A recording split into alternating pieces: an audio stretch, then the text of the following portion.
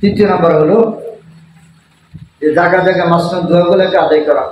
যে আমি ঘরে ঢুকতে দোয়া, বাইরে হইতে দোয়া, প্রস্রাব পায়খানা ঢুকতে দোয়া, বাইরে হইতে দোয়া, খাওয়া দাওয়ার শুরুতে দোয়া আছে, মাঝখানে দোয়া আছে, শেষে দোয়া আছে, সকালে দোয়া আছে, সন্ধ্যায় দোয়া আছে, বিভিন্ন রকমের দোয়া আছে। আমরা এই দোয়াগুলোকে শিখে নেব এবং সেটা আমাদের চেষ্টা করব। আর সকাল বিকাল 3 তাসবিহ আদায় করা, সুবহানাল্লাহি ওয়াল হামদুলিল্লাহি ওয়া লা ইলাহা ইল্লাল্লাহু আল্লাহু আকবার, সকাল 100 বার, বিকাল 100 বার, আস্তাগফিরুল্লাহ আল্লাযী লা ইলাহা ইল্লা হুয়াল হাইয়ুল কাইয়্যুম ওয়া আতুবু ইলাইহি, সকাল 100 বার, বিকাল 100 বার। আর দুরূদ শরীফ, আল্লাহুম্মা সাল্লি আলা মুহাম্মদ, আল্লাহুম্মা সাল্লি আলা মুহাম্মদ। এই সমস্ত জিকিরের অনেক ফজিলত ইস্তিগফারের দ্বারা বলা হয়েছে। যে আল্লাহ তাআলা কোরআনে কারীমের মধ্যে বলেন, ইস্তাগফিরু রাব্বাকুম ইন্নাহু কানা গাফফারা ইউরসিলিস সামাআ আলাইকুম মিদরারা ওয়া ইউমদিদুকুম বিআমওয়ালিন ওয়া বানিন। যে আল্লাহ তাআলা বলেন তোমরা কি করো? আল্লাহ তাআলা ইস্তিগফার করো, ইস্তিগফার করো। কেন? আল্লাহ তাআলা কি করবেন? ইস্তিগফারের দ্বারা গুনাহ খাতা মাফ করে দেন। ইস্তিগফারের দ্বারা আল্লাহ তাআলা সন্তানের মধ্যে বরকত দিয়ে দেন। ইস্তিগফারের দ্বারা আল্লাহ তাআলা ধন সম্পদের মধ্যে বরকত দেন। ইস্তিগফারের দ্বারা আল্লাহ তাআলা আসমান থেকে বৃষ্টি বর্ষণ করেন। ইস্তিগফারের দ্বারা আল্লাহ তাআলা বাগ বাগিচার মধ্যে বরকত দিয়ে দেন। ইস্তিগফারের অনেক ফজিলত। এই জন্য আমরা কী করবো? ইস্তিগফার করব। যত বেশি ইস্তিগফার করবো আমাদের গুনাহ খাতা মাফ হবে এবং দুনিয়া বেরাইলে যত রকমের আমাদের সহযোগিতার দরকার আল্লাহ তাআলা সমস্ত সহযোগিতা করে দেবে। এরপরে হলো যে দুরূদ শরীফ। আল্লাহ পাক রাসূল বলেন, মান সাল্লা আলাইহি ওয়াহিদাতান সাল্লাল্লাহু আলাইহি আশরা।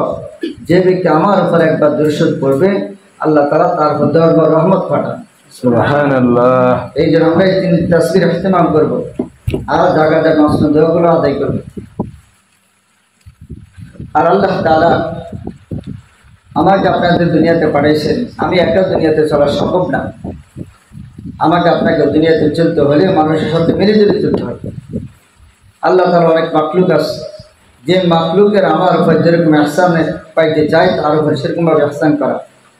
আর মুসলমান ভাই যার যে মর্যাদা রক্ষা করে চলা। পরিবারের মধ্যে ছোট ছেলে মেয়েরা আছে, তাদেরকে কী করা? স্নেহ করা, দয়া করা, তাদের উপর জুলুম অত্যাচার না করা।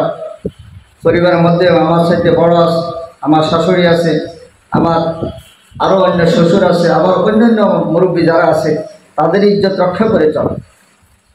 যদি আমি সেভাবে চলি তাহলে আল্লাহ তাআলা আমার মর্যাদাকে বাড়িয়ে দেবেন।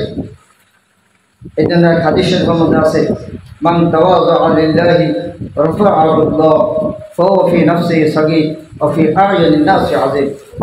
যে ব্যক্তি নম্রতা অবলম্বন করবে আল্লাহ তাআলা তার মর্যাদাকে বাড়িয়ে দেবে। সে নিজেকে ছোট মনে করে কিন্তু মানুষ তাকে বড় মনে করে, তাকে মর্যাদা দেয়। তো আমি পরিবারে যে সমস্ত মুরব্বীরা আছে তাদের ইজ্জত রক্ষা করে চললে আল্লাহ তাআলা আমার মর্যাদাকে বাড়িয়ে দেবে। এই জন্য আমরা কী করবো? ছোটকে স্নেহ করবো, তার উপর জুলুম অত্যাচার করবো না, সেটাই হোক। আর মুরব্বীদেরকে সম্মান করব, আর উলামায়ে কেরামের তাজিম করব। আর যার যেরকম হক আছে সে হককে ঠিকমতো আদায় করব। যে হক সঠিকভাবে আদায় করা, হকগুলো যদি আদায় করা না হয় তাহলে এই জন্য দুনিয়াতেও ক্ষতিগ্রস্ত হয়, পরকালেও ক্ষতিগ্রস্তের মধ্যে যাইতে হবে।